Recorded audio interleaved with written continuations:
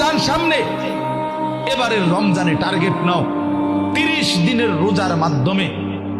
দিল থেকে আল্লাহর কাছে এইভাবে 30টা দিন হাতে গুনে তুমি আল্লাহর সাথে ওয়াদাবদ্ধ হও যে আল্লাহ 30 দিন আমি রোজা রাখবো। এবং যৌন চাহিদা, লজ্জাস্থানের চাহিদা, অশ্লীলতা, বেহায়াপনা, নর্তকী, নাচ গান, উলঙ্গ ছবি দেখা,